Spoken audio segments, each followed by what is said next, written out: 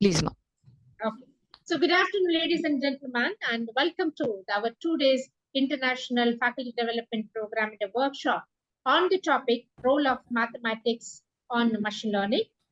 To carry out the session, Professor Abeda S. Dodamani, currently working as a lecturer, Faculty of Science and Technology, University of Eswatini, South Africa, is with us. Mathematics plays an integral part and a very important part in machine learning. And we have an expert with us today who can throw a new light on the role of mathematics in machine learning. On behalf of all the participants in the management, and extend a very warm welcome to Professor Abeda. Ma'am, thank you very much. In spite of your busy schedule, you have accepted our invitation and joined our program. And thank you very much. And I request you to please take over the session. Thank you. Please check. I'm sharing my screen. Yeah.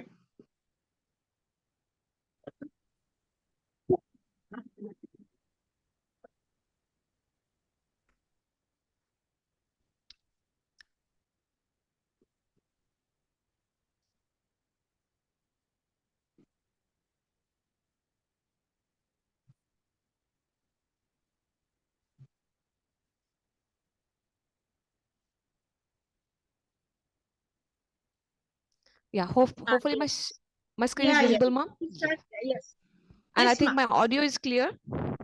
Audio, you have to increase the volume little bit lower side. I see. No problem.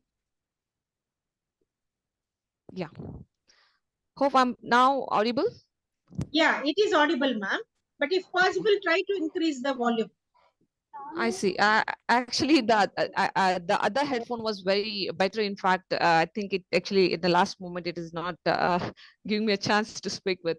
Yeah, I'll try my level best to be more audible to all the audience. Okay. Yeah. Thank you. Please carry on. Yeah. Thank you. First of all, I have to say thank you to the HOD of Department of Mathematics. It's not my first talk. In fact, I think now I've become the family and a part of your institute.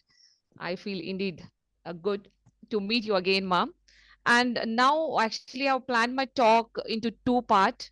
First, like as it is, we are discussing about the mathematics behind the ML. So before we start actually the mathematics behind the ML, first what we understand is what is exactly the ML is all about. So today I bifurcated my talk into two parts. Today we'll be discussing about what is machine learning and what are the algorithms you're using, because this, if we understand, and tomorrow we'll understand for all this algorithm how this mathematics actually working at the back end.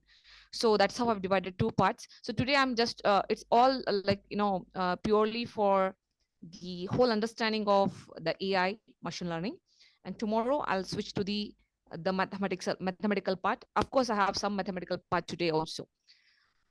Hope I think it will be fine with all my audience. Yeah, let me start with. So before I start, actually we talk a lot about the artificial intelligence. We every day, in fact, we are talking about the, I think nowadays in India, ChatGPT 5 is already has come, and you can see the ChatGPT. We are talking about the robots, we're talking about the machine learning, we're talking about many technologies. And I think recently we have already done, I know, like, what do you say, what is already amazing with us by the Chandrayaan-3 and also the recent solar uh, the satellite.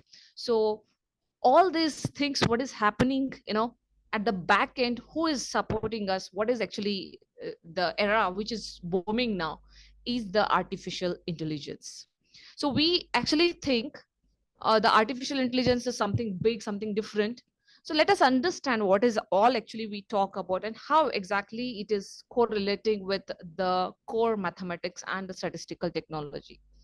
So before we actually start with, let us throw some the light on the artificial intelligence. What is this artificial intelligence is all about, and how do we actually connect this artificial intelligence, and what are how actually this ML is connecting to this artificial intelligence, and so on and so forth.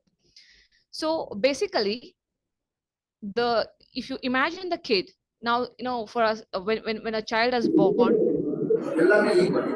starts teaching slowly, month-wise, it start developing some of the other activities by itself in the initial stage.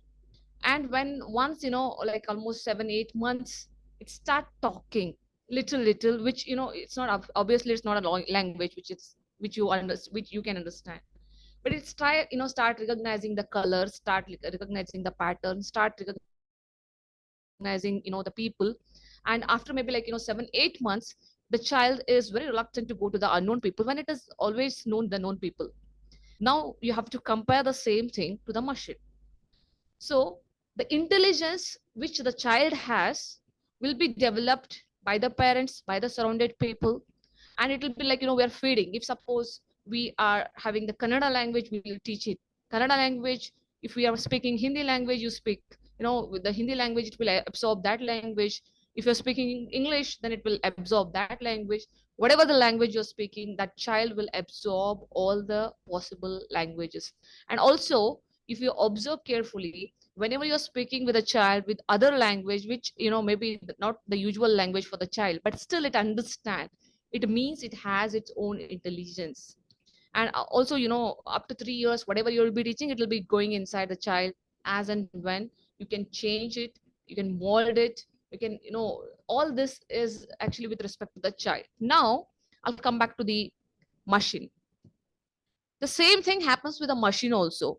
So what exactly we'll be doing, for the machine, if you have a machine, you'll be feeding with the data. You're just feeding the data. We are feeding with all the, with respect, maybe it is a technical data, it's electronical data, whatever the data which are which are your needs, so that you're going to substitute as an input. And then that machine, it has to, definitely it has its its intelligence, right? So therefore you have to the feed the intelligence from the externally. So this is actually not the intelligence which is by birth like a child. So when sometimes, even you're using this, like some people, if they're laughing, but you're not, you're meaning that they're laughing it artificially, then you say it's not a real laugh, you're artificially laughing, means it is not real. So try to understand the difference. So the same wordings which you're using in your day-to-day life, it's the same thing, the same technical terminologies we are using as artificial intelligence. So that means it is not the intelligence which is real bounded, which we have to feed externally. So how do we then, like, have the connection with the, like, say for example, if in technical terms whatever I've spoke, if you want to give it in a technical terms, it is the, sometimes we call also it as a machine intelligence. It is the intelligence which is demonstrated by the machines in contrast to the natural intelligence. So we have the natural intelligence like humans, animals, other animals, we have the natural intelligence. Whereas for the machines, we have to externally feed this intelligence. That's why it is called as artificial intelligence. So there is a Mark Cuban, he actually said the artificial intelligence, the deep learning and the machine learning, whatever you're doing, if you don't understand it, you have to learn it, because otherwise you're going to be the dinosaur within the 3 years. That means what? Dinosaur, in a sense, it is not existed right now. But if you don't know these technologies in our upcoming years, then we definitely become, one odd man in the whole crowd. So therefore, it's very must now to understand and analyze this artificial intelligence and the other learnings which are coming up as a booming. So let's see, what is this connections between the artificial intelligence and machine learning and the deep learning, what we are talking today. So if you consider the artificial intelligence, it's the universal set. You can see it's a bigger set. It's a bigger set. It's the whole thing. Like, artificial intelligence is the universal set in which you have this machine learning and the deep learning are the subset of this artificial intelligence. So where the artificial intelligence is developing a smart system and systems and machines that carry out the tasks typically require the human intelligence. Like, I just can't switch on the camera, but I can't tell the camera to switch on itself. You have to tell, you have to give the inputs what to do. It obviously does your task, but somebody is needed, like, some human intelligence is needed to order to the machine that what really want the machine to be done. So what is this machine learning then? As I told you, artificial intelligence, the bigger set, the machine learning is a subset of artificial intelligence. It is creating the algorithms that can learn from the data and makes the decision based on the patterns observed. In the sense, like as in the beginning of my talk, I started with the child. I told you, child will not learn in a day, right? So every day you'll be feeding 1, 2, 3, and it will start learning and learning, and it will be absorbing the things. And then one day, when maybe like after 2 years or 3 years of time, it start speaking in the same accent what you're speaking. It start absorbing the same way what we are doing. It started copying the things. And sometimes it start definitely using its own creativity to build up the things which maybe you are not thinking in that way.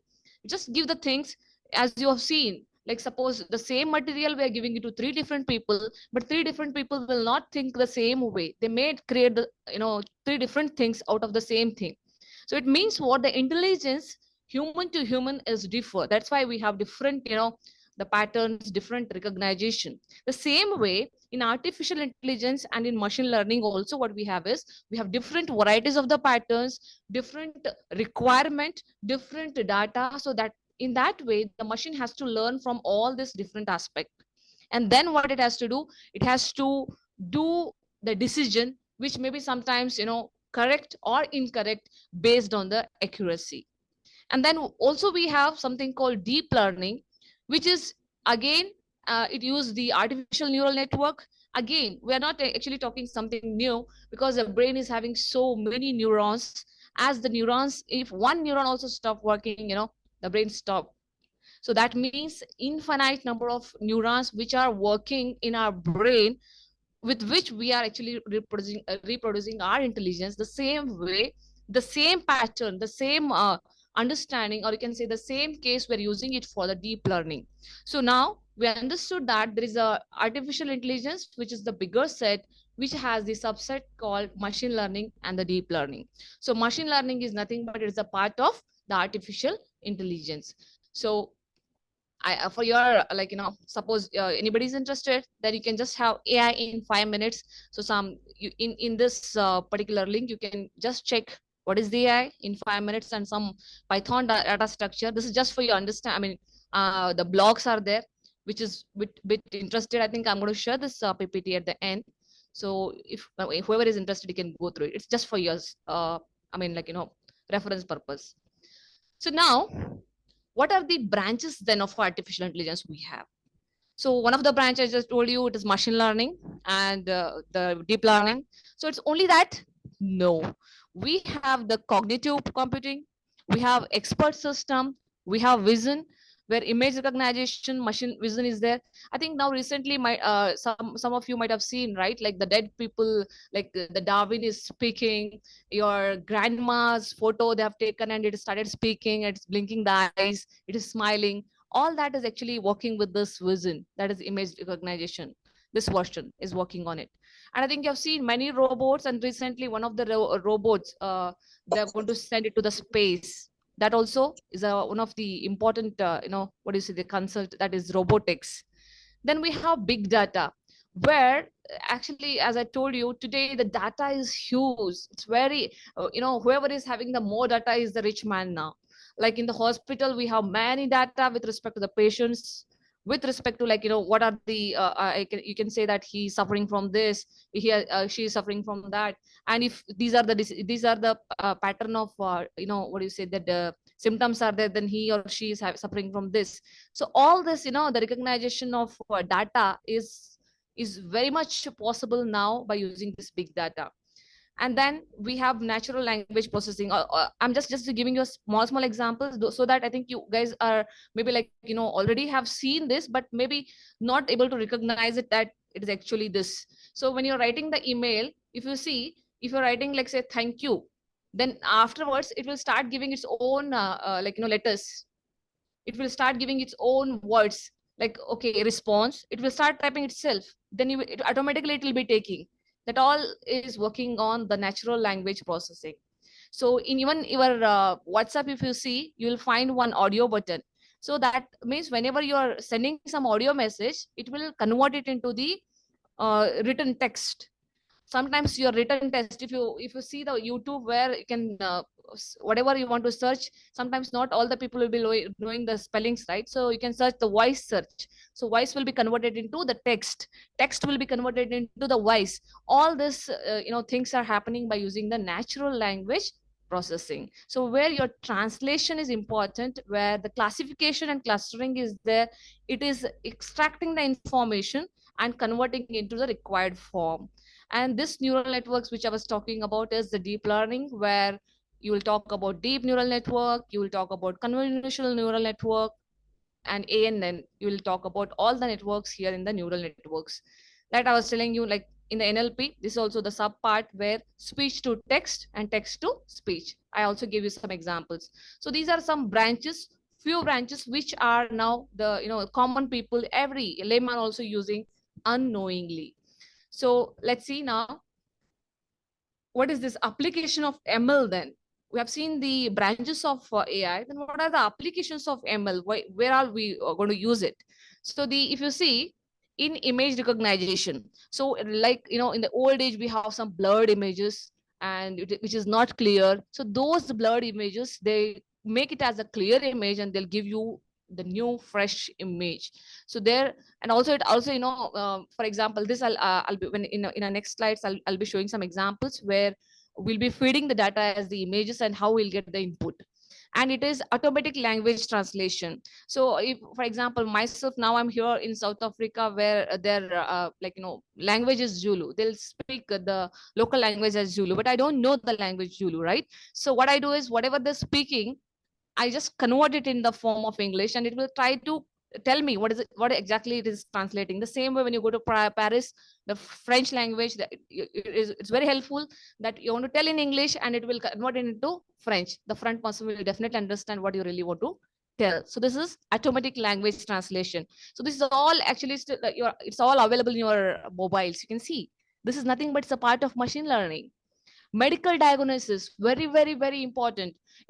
Now we are not waiting till the last stage of cancer. If you're Now if you see, the many new things are coming up just by doing the medical diagnosis by using the ML technologies. We can recognize in the beginning, or you can say the fastest stage, and we can cure it completely. So much of so. And also when they're operating the big operation with respect to the children's, and children's handling them is very difficult. If suppose it is related to the lower body operations, they are creating some games where it can deviate the pain of the child. That also is actually they've used by this medical diagnosis. Stock market trading, how to predict which stock will be increasing or it's going to hit the market, or it's not going to, whether I have to invest it in a proper market or not.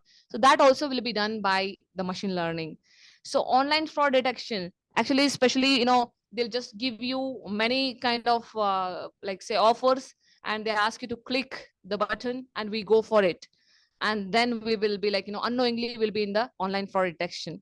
So this is all. And you can see the virtual personal assistant.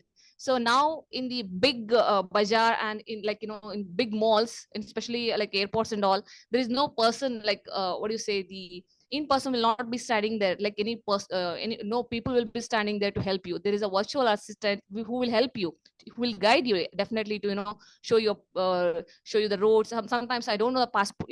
For me, I had an experience that I was not knowing the passport of the airport Wi-Fi. So the virtual personal assistant guided me, in fact, to understand and how to go with the connecting the Wi-Fi password.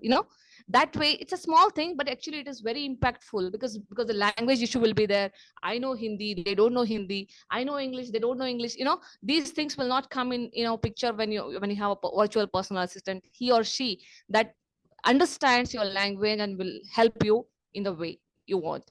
And email spam and malware filtering, there are many emails which you're seeing maybe in the spam folder, how they're getting they're fetching your email ID. All this will be done by using the machine learning. Self-driving cars, which I think now by the it's very very famous now. I think the Dubai people have started using it. Then product recommendations. Suppose you're just going for, like say in Amazon, if you're just buying the shoes again and again, then when you go for next time in the Amazon shop, then it will show you some of the shoes only, because it has seen your in the history that you have bought so many shoes. So therefore, when you come for the next time, it also will show you with your interest. It will recommend it will recommend you that this is a shoe which is coming up now in the Amazon, that way. So this is all, like even the traffic prediction, speech recognition. So all this, actually this is all you might have experienced in one or the other way in your day-to-day's work or in your life. But you have to understand what part of machine learning you're using it. And then actually, see, as I told you, this is a branch. The machine learning is what? It is a branch of artificial intelligence concerned with the design and development of algorithms that allow the computers to evolve the behaviors based on the empirical data. So I actually tried making you understand, not in the technical terminology, but I'm trying to make you understand what exactly the meaning of machine learning. So it is actually making the machine to understand by giving the input data what you really want to feed into, so that the machine will understand. And for that, this is actually the field of computer science, where you're giving the data and the the how exactly how exactly the techniques will be used.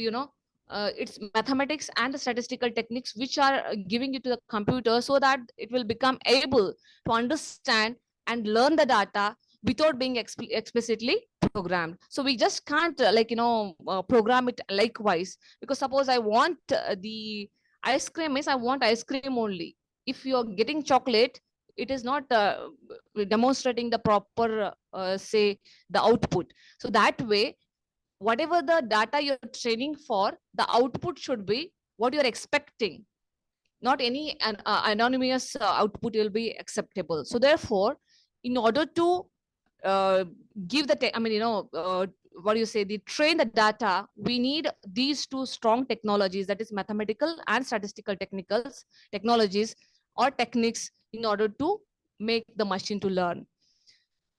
Now let's see what are the types of machine learning then. So there are basically, we have three important types. That is, one is supervised learning, then unsupervised learning, then we have the reinforcement learning. So let me, and also this deep learning and deep information learning are again the part of these two only, but main three are supervised, unsupervised, and reinforcement. So what is this, what exactly we're doing here then? So in traditional programming, means programming is there not only now, it was there since when we computer started. From then we started with the programming. We have C programming, C++ programming, Java, so many programmings we have. So there, what we used to do, we used to give input, we used to write the program, it used to do the computation, and it used to produce the results in the traditional program. But in the machine learning, what we are doing is we're just giving input, and we just try to give them the desired result. So what exactly I'm expecting, that I'm giving them, and it will do the computation, and it will give you the program. You understand? So there is no writing program is required here. Program it itself will be creating for you. That is the basic, very much what do you say, uh, the important difference between these two. In traditional program, you have to write the software engineer has to write the program, he has to give the input, only the results it will be giving. But here, in case of machine learning, you're giving the input and you're giving the desired result, what I want, and it after computing, it will be giving you the program. So this is the difference between the machine learning and the traditional program. Now, for example, say I have given x is equal to 2, I have given, and I'm getting f of x. Say, for example, x is equal to 2, I'm giving f of 2 is 4. By giving x is equal to 3, say I'm getting the output as, you can take this as f of x is equal to say 4. Here f of x is equal to say 6. And by giving x is equal to 4, f of x I'm getting as say 8. And so on if you continue. And I want to check, what if I give x is equal to say 7? What will be my f of x will be? So if you see, is there any connection between this? When I'm giving x is equal to 2, I'm getting it as 4, 3, 6, 4, 2, means it is doubling. That means I'm getting a model as 2 into x. So therefore, when you're giving this input, this is your input and this is your output. Now, after giving, you're just checking it for some number like x is equal to 2. Then you have to get output as f of 7 should be equal to 14. That means your model is f of x is equal to 2x. So whatever the inputs you're giving here, they're called as features. They're called as features. And whatever the outputs you're getting, they're called as labels. So in the technological terms, we call them as features, whichever the inputs you're giving. And whatever the output you're getting, that is your label. And finally, for f of x is equal to 2x, what do you got? Like, this one, we call it as model. So here, in case of the machine learning, you're giving your input, you're giving your expected output, and it is creating the model, and it will give you the output. That is called as model. The function, whatever you have got, is called as model. So this is the basic understanding of the machine learning. Now you can see what are the how do we actually, in the backend, how exactly the things are working out. So you're giving your input data, you're giving your output data, what you are expecting and what you're giving and what you're expecting, you're passing it. In the machine learning algorithm, there are many algorithms like scikit-learn, linear regression, logistic regression, random forest. Yeah, this I'm discussing in the upcoming next it is there. So your machine learning is creating the model, your inputs are taken, and it is giving you the output. So this model is nothing but, I told you, f of x is equal to 2x in the previous example. That is your model. Input where you're giving x is equal to 2, your output was f of x is equal to 4. So this is how we have to remember now. So the input and the output and the model which is created by the machine learning, where you're just giving the input and the output data. Similarly, in case of deep learning also, here the model is created, but here the algorithms are different. We're using Keras, we're using CNN, RNN, we're using GAN, DBN, DNN, all this, convolution neural network, then deep neural networks, then the GAN, all these neural networks will be using in order to create the model. So again, input data is provided to the model and it will give you the output data. So actually the machine learning and the deep learnings are using this particular data. Here only the maths is working more, whatever the algorithms we're talking. So backend, who is there is mathematics and the statistics. So what is now, actually I was talking about the supervised learning, unsupervised learning, and I was also talking about the reinforcement learning. So let's understand what is supervised learning.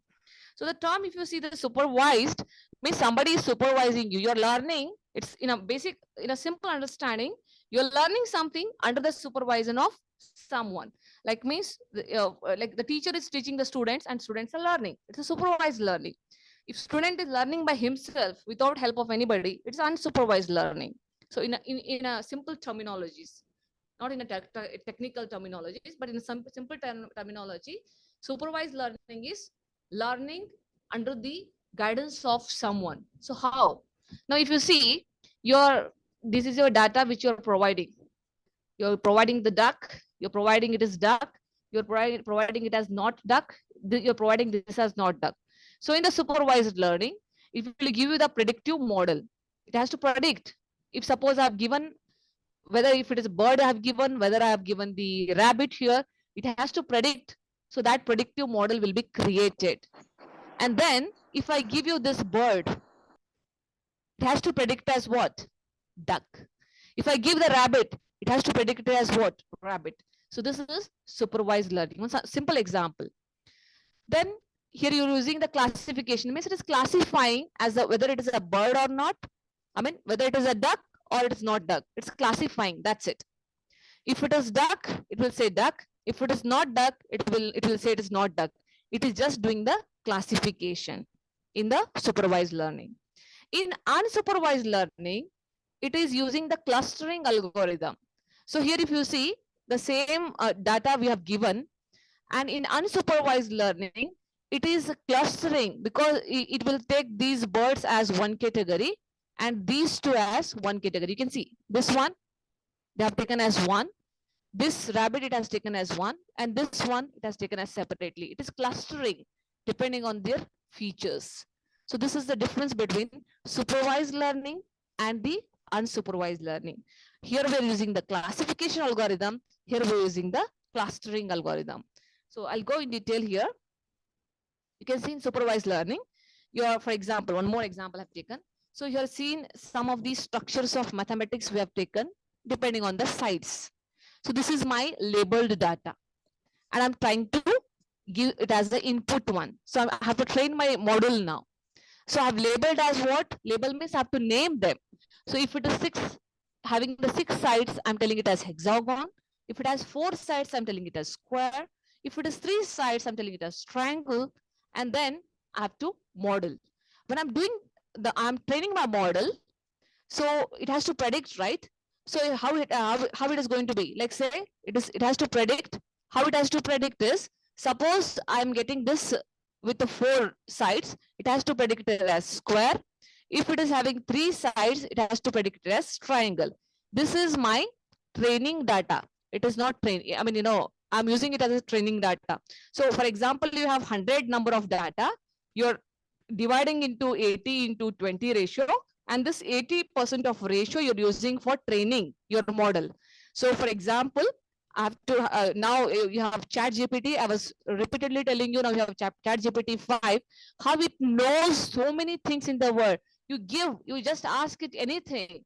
You just tell it to, plan for 5 days travel in South Africa, plan for 5 days travel with the good places and hotel booking in America. You do anything. You tell it to, just ChatGPT to do anything. It will be modeling your all the work. It is like, a person who is listening to you, like a personal assistant who is listening to you, but you have to give a proper, input to it. So that's called as prompt engineering. You have to write the prompts properly, then it will do every job for you. How it is trained? By, it is trained for 7 to 8 months rigorously with all the, lot of data. With lot of data, it is trained, so that whatever you will be asking today with respect to mathematics, you ask, with respect to artificial intelligence, you ask, with respect to fruits, you ask, even with simple silly questions also you can ask. It will try to answer you to the best of its level. So it is all possible because it is trained well. So here we're training the data, and then once you train, you have to test it, whatever you trained is proper or not. So for that, the remaining 20% data, we're using it as a testing data. So I'm now testing with these 2 figures. For example, I'm just testing it with, say, for example, 4 sides figure. I'm giving it to test, and it gives me the input it is a square. If I want to test it with the 3 sides, then it will give me the answer as a triangle. So it means whatever I have given, whatever the model I have trained, it is now correctly predicting. So usually the accuracy will be 99%. So as you know, the machine error will be always there as 1%. But actually now we are talking about 99.99 accuracy. But still there is like, the 0.001% at least it is not accurate. But still, as I told you, the data will be trained with more and more and more training sets. And now what is this?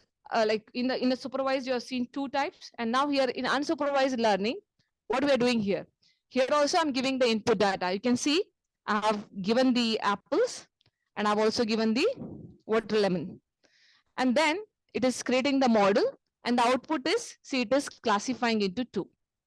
It is separating it into 2. So doing this model will be created under this unsupervised in the unsupervised way by using the machine learning. So it is also classifying here. Now let's see. If you see, there are some, like say the scattered document you have here, you can see this is scattered. By using the clustering, it does the document clustering, but depending on the likewise elements. So it is doing the clustering. It was not clustered before. So what it does is, in the unsupervised learning, now, understanding or learning, or, just getting into some decision by using this data, and getting into the decision by using this data. So comparatively, this data is better to justify, to answer, to predict. Whereas this was scattered around. So this unscattered one, we are making into the cluster one by using the unsupervised learning. Now see, it's a simple example. You can see here, this, if you consider as a student, he's learning by himself, unsupervised machine learning.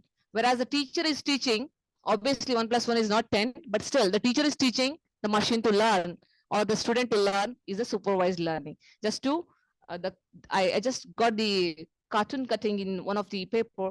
So I just thought that it will be a good example in order to differentiate between the unsupervised and the supervised machine learning. Now, if you see the, after this, we have the deep learning. So in the deep learning, it's actually the traditional machine learning. It is not something new we are learning today. It was there as I am telling you, the brain as we have existed, as the human intelligence is existed.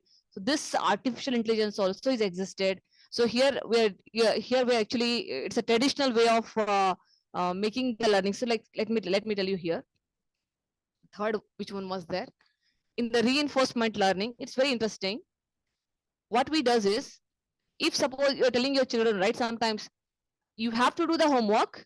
If you complete your homework, you'll be getting the chocolate. That means you're making the task. This is a child.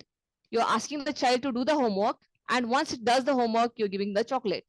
So if child does the homework, then it gets it gets the chocolate. So in a sense, what it is, you're giving the reward if the work is done.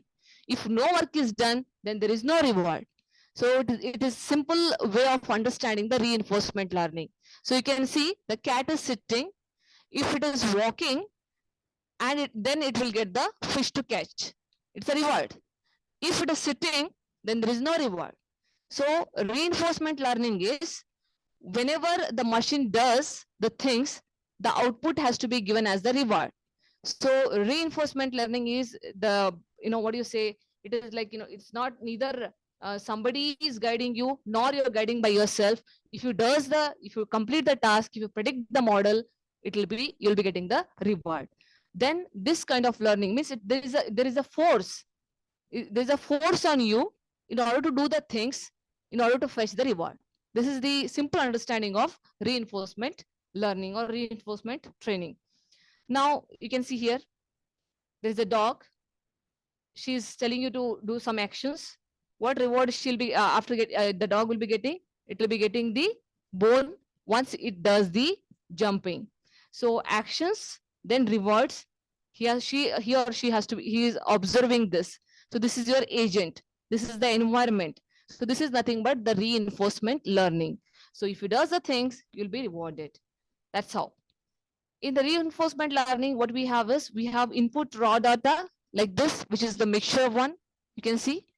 So once the mixture data or the raw data will be supplied, then it will be given to the environment, and it has to be modeled properly by using the proper algorithm. It has to select the algorithms depending on the what data is given to properly give you the output. You can see the blue layers, the green layers, and the pink layers are separated properly. So this is the reinforcement learning. If you have not done it properly, it has to be redone, because it is enforced. Until and unless you will not be getting the rewards, it will not be continued. Now let's see. In the machine learning, as I told you, in the machine learning, I was talking about the supervised, I was talking about the unsupervised, and then we also talked about the reinforcement. These are the three important branch. Now in the unsupervised, what are the things we are doing? Unsupervised, you are going for clustering model, and you're going for dimensionality reduction model. So for example, let me tell you, in the clustering, I've shown the example above. In the dimensional reductions, in the sense what you will do. So for example, to say it as a duster, or to say it as a mug, or to say it as a bottle, you have some features, right? It has to have a cap. So for example, I have to say this as a bottle. To say this as a bottle, it has to hold some water or a liquid quantity. It has to hold that much space it should have, and it should have some closer cap. Then it should have little, at least the capacity or a volume it has to contain, so that I can hold at least 500 ml. Then I call it as a bottle. So this is whatever I've told, no, these are features. So by telling 3-4 features, I'm telling it as a bottle. That is my label. I'm labeling it as bottle. Whatever the features I told you, it has to have the volume, container capacity, it has to have a cap, and it has to be colorless. I mean, what do you say, the should not be colored one. Then only I can see whether the liquid container is visible to me, and it should be handy. All these are my features. Then I call it as a bottle. Then I'm labeling it as a bottle. So when I'm telling 3-4 things, I'm calling it as a bottle. 3-4 features, I'm telling it as a bottle. But can I tell it as a bottle within one feature also? This is now having 4-dimensional. For example, by telling 4 features, I'm labeling it as a bottle. But can I tell the same thing within one feature? Can I say it as a bottle? That is your dimensionality reduction. So you are reducing the dimension. It is just a simple example I'm giving you. Same wise, when you go for the higher, more and more data, so in order to say he or she is having the sugar, or she is diagnosed by the diabetes, so we have to give some inputs, right? Like if she is suffering from the low blood sugar, or if she is having the like say for example, dizziness early in the morning, or she's having the weight loss, sudden weight loss or sudden weight gain. So these inputs we're giving, and we're trying to tell that this person is having the diabetes. So these are the features. I'm labeling him or her as the diabetic patient. But can I tell with a less number of features still he's diabetic? That is our dimensional reduction. So in dimensional reduction, you are having again 3 parts. You can see big data visualization, feature elicitation, and structure discovery. So we are having 3 parts here. In the clustering, we have recommended systems, targeted marketing, then customer segmentation. So actually in the marketing, you can just come with these terminologies. So again, in case of supervised learning, we have 2 types, classification and regression model. In classification, we want to classify the image detection, customer retention, diagnostics. Just I was telling you, how do we diagnose? And in regression, weather forecasting, how do you know that tomorrow it's going to rain in the Chennai?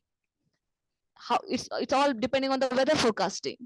And then market forecasting, tomorrow the rate of gold will be less, maybe 1000 it is reduced, so all women will be in the gold shop. It is all market forecasting. Similarly, population growth prediction. So we have it's not with respect to only the human being, but also we have this we are doing even in case of the forest also.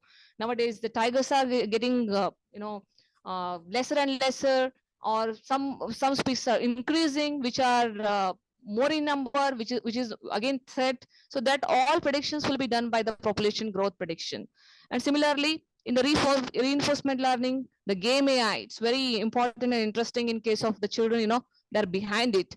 Skill acquisition, real-time decisions, we have to make the real-time decisions, learning task, robot navigations, all this will be coming under the reinforcement learning.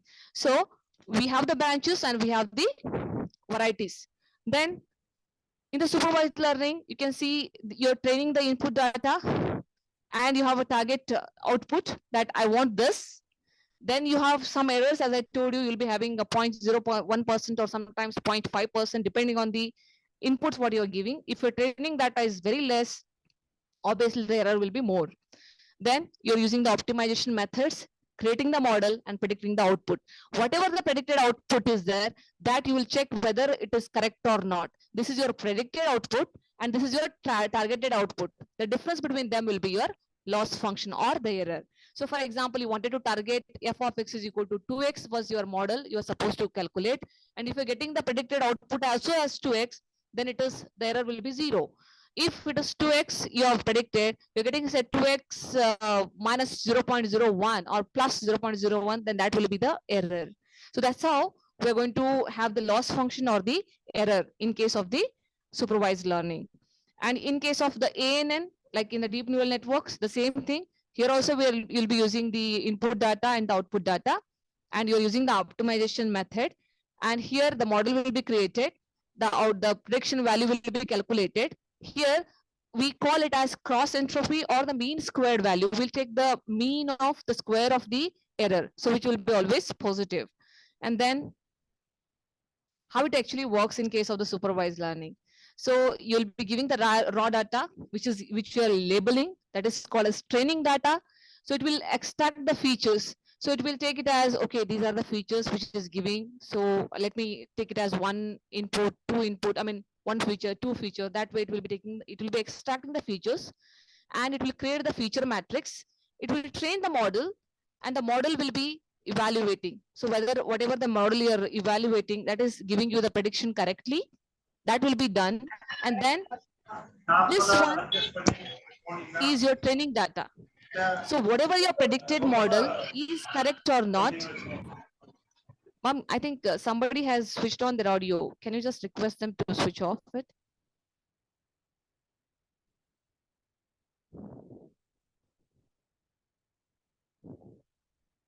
Yeah.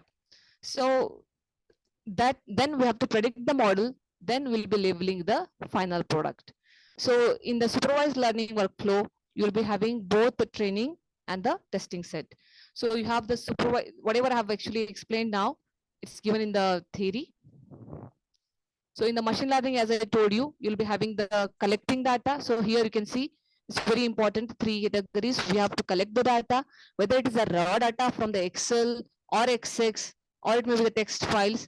So you have to gather the past data it forms the foundation for the future learning. The better the variety, the density, and the volume of the relevant data, better the learning prospects of the machine becomes. Because as I told you, more and more data as you're taking, that will be better for our training the model. Then you're preparing the data. Any analytical process which is thrives on the quality of the data used, one needs to spend time in determine the quality of the data.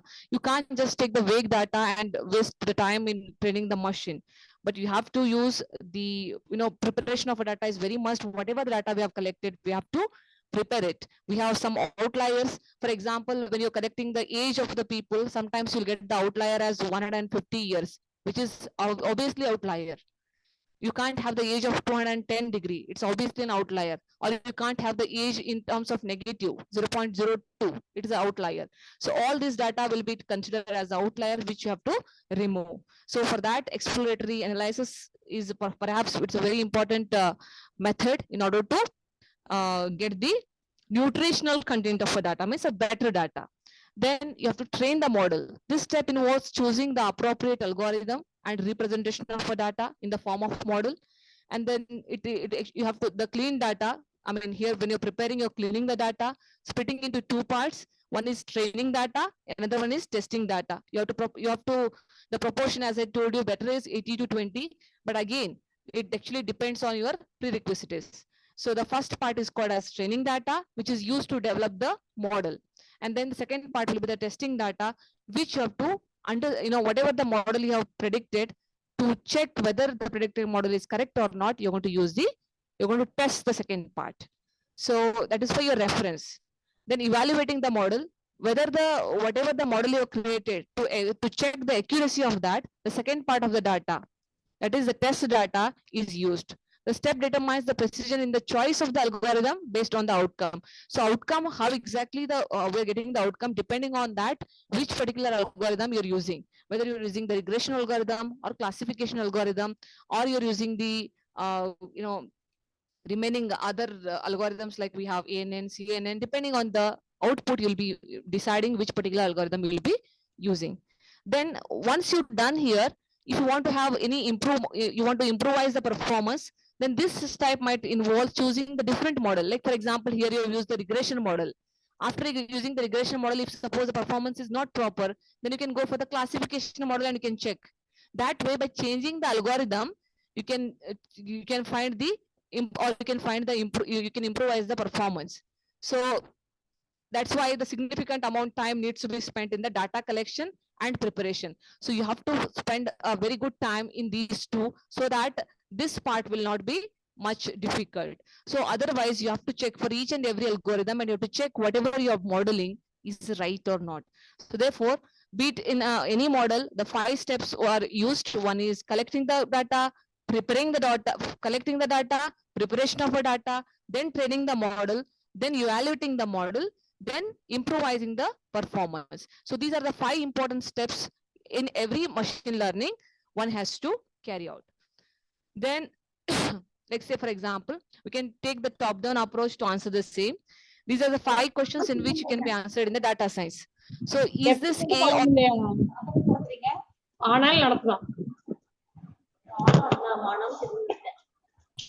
is this A or B? Is this the question number 2? Is this weird? A or B? You're classifying. You're using the classification algorithm. Is this weird? It's a straight question. You can use anomaly detection algorithm. How much or how many type of, suppose you're modeling you're doing, then you have to go for regression algorithm. How is this organized? How? Only the how question has to be answered, then you have to use the clustering algorithm. So if you don't know what has to be done next, if you're related to, if you're doing something related to future, then it is reinforcement learning. So this is how, depending on the calculations or depending on the requirement, these type of algorithms we are going to use. And in ML, as this I think already have told you, in this just I'll come with the specific algorithms they have given. In supervised, you have 2 types: regression and classification problem. In regression, you have linear regression, and in classification, you have logistic and SVM. SVM is support vector machine. And in unsupervised learning, you have clustering and dimensional reduction. In clustering problem, it is K-means cluster, and in dimensional reduction, you are using the principal component analysis, that is PCA. So as I told you, you have to, whenever you are dividing the dimensions, or you want to reduce the dimension into small parts, then you're going to use the PCA. So in the reinforcement learning, it is the ability of an agent to interact with the environment and find out what is the best outcome. As I told you, you have to understand, when I'm talking about the agent, means you're talking about the machine. So it is rewarded, like whatever you're training the model here, it is going to be rewarded or penalized. If you're doing the same example, if the child is doing the homework, then you're giving him chocolate. If he's not doing the homework, then you are beating him, or you're punishing him not to go for play. I'm not allowing you to play. This is the punishment. If you do the work, you'll be rewarded. If you're not doing the work, you'll be given with a penalty. So this is very much given condition in case of the reinforcement learning. So if suppose, I'm sorry, if suppose the required answer is not come, then it is penalized, and the model has to be trained itself again and again in order to predict the model correctly.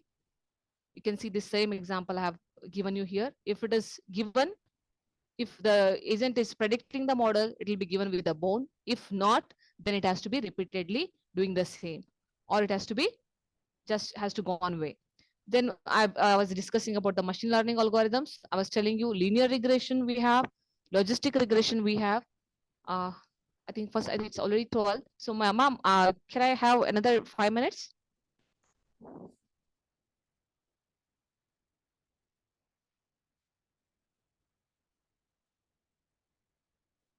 Mom? Yes, ma'am. Okay.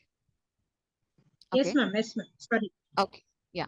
So actually, as I was talking about the machine learning algorithms, so here we have the linear regression and logistic regression.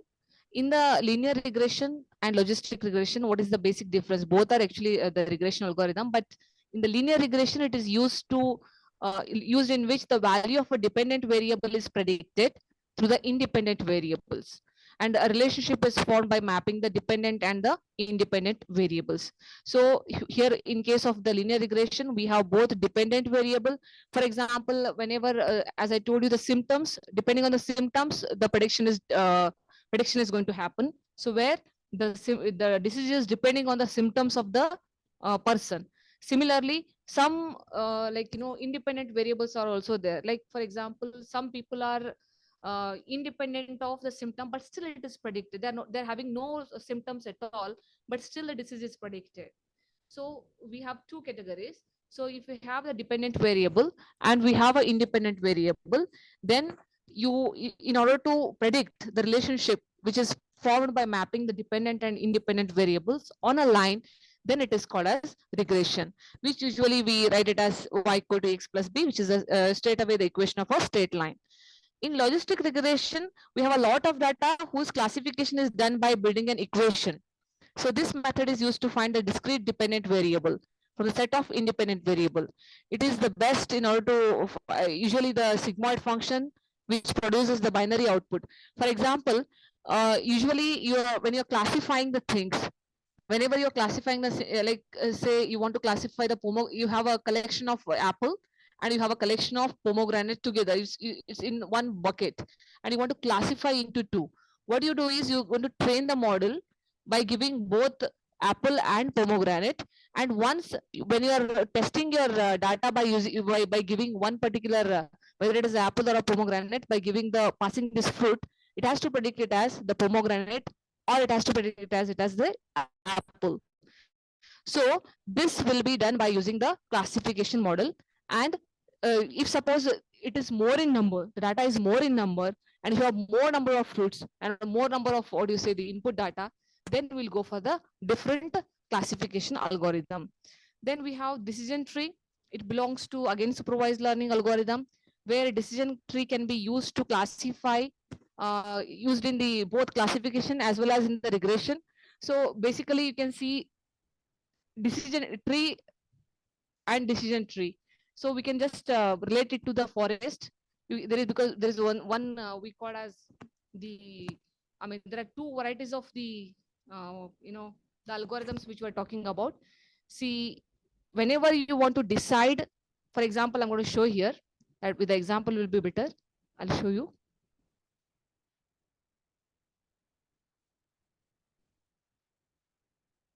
Yeah, you can see here in the logistic regression, whenever the temperature is there, temperature is more, the logistic regression model will predict it as it is very sunny.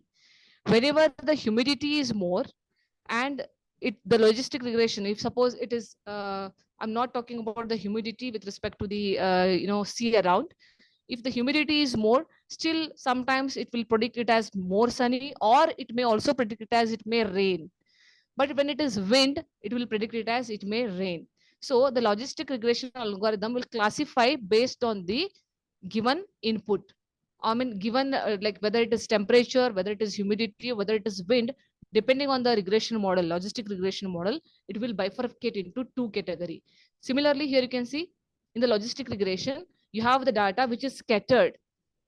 So this, once you got the input data, the first step, then it has to be prepared well by removing all the outliers and other thing. And once you've done the all other thing, you're bifurcating the data into two categories. You can see this line, which is clustering this particular data into two. Again, this is our logistic regression where it is separating by using the sigmoid function. So you can see. Then in K means clustering, that KNN, K nearest neighbor. So this is by using this again data which is scattered, but it will take the neighbors which are very, very near, and it will use the Bayes theorem in order to check the predicted model. I mean, it will give you the accuracy by using the KNN. So here again, these are all data which is class A, class B, class C, just separated by means of the clustering.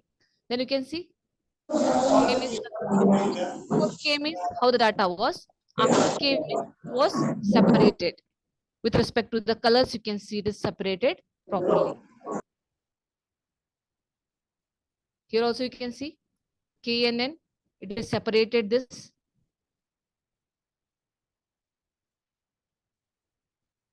So here decision tree I was talking about, which is supervised learning technique that can be used for both classification as well as regression.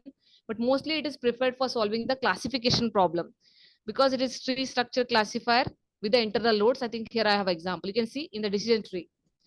How do we decide is a person fit if age is less than 30 degree? Yes, he is fit. You can see it is a tree diagram because of which only it is called as decision tree. If age is less than 30 degree, yes, he is fit. No, he's not fit. He eats lot of pizza, therefore he is not fit. No, he exercise in the morning. Then see, eat lot of pizza, then there is yes, He's not fit, we can say it as unfit. He's not eating the pizza. If it is no, yes, I say it as he's fit. He exercises in the morning.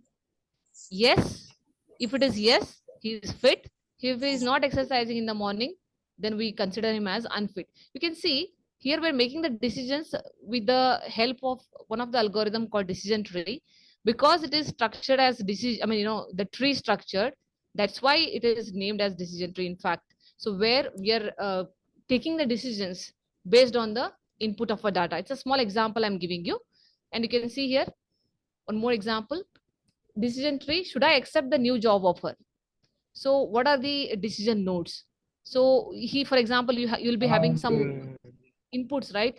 So I have to go within 1 hour, commute more than one. If it is commuting more than 1 hour, they're offering the more, free coffee, then I'm going to decline the offer. It is taking more time, and there is no coffee, and then I'm declining the offer. But if they offer free coffee, yes, it is taking more time, no problem, but they're offering free coffee, I'm accepting the offer. And now see here, salary is at least $50,000. Yes, here you can see, though if it is 50,000, maybe she or he is expecting more, he's declining the offer. If with the salary, all these inputs are there, she's declining the offer. Salary is 50,000, it is commuting more than 1 hour, but they're giving they're offering the tree, then I'm accepting the offer. You can see the decision how they're making. So this is the tree structure. These are all decision nodes. So depending on the decision, and these are all leaf nodes. This is how actually a decision tree looks like. This is how we have we have a random forest, where in the forest, there are many trees. You can see there's one more algorithm which is called random forest. So where many trees are there, many trees are behaving as the one of the nodes. So if it is like, if suppose I'm getting an offer, I'll accept this if this is a salary, and there is, it's very near to my house, and I'm very the working environment is good, I'm accepting the offer. Working environment is not good, there is no work life balance, I'm not accepting the offer. So this is how you're deciding some parts. So you can use this algorithms in order to make some decision. Sometimes we have the what do you say, the algorithms which are very related to the machine learning, and sometimes which you are using already but without knowingly. So that's how, guys, we have so many the algorithms behind the machine learning. We have the structuralized thinking behind the machine learning, which is obviously under the artificial intelligence. So what I'm trying to say is, basically we have a lot of data, and lot of technical stuff which is working at the back end. So whatever the algorithms today I spoke, for all this to work in a right direction, we need mathematics and statistics tool.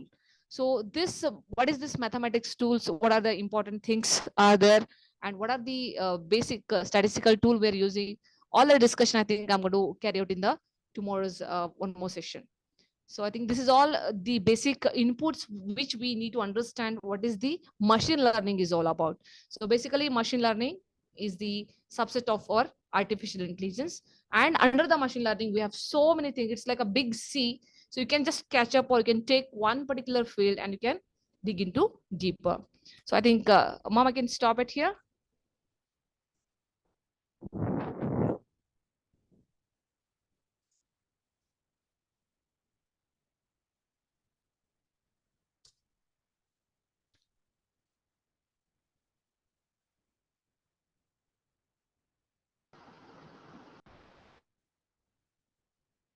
Mom, are you there? I'm very much here. Yeah. We are going to complete today. No, I can't complete it today. So this is just the machine learning part I've done. So tomorrow I'm going to take the mathematics behind the machine learning part. Okay, ma'am. Thank you. So today is from your side, it is closure. Yes, Mom. I think I'm going to close it now for the machine learning part. So tomorrow, let me take up from the beginning of all the mathematics behind this. Okay, ma'am. Thank you. Thank you very much for spending your valuable time with all the participants. And tomorrow we will see you once again. Sure, Mom. Sure. Okay, Mom. Thank you. Thank So, you. And all the participants, thank you very much for joining us today. And I welcome you back for tomorrow's program. Please join us back by 2:30 and advance Happy Teachers Day. Thank you. happy Teachers Day, ma'am. Thank you. Thank you. And Professor Abedar, can I close the meeting? Sure, ma'am. Sure, please. Thank you. Thank you.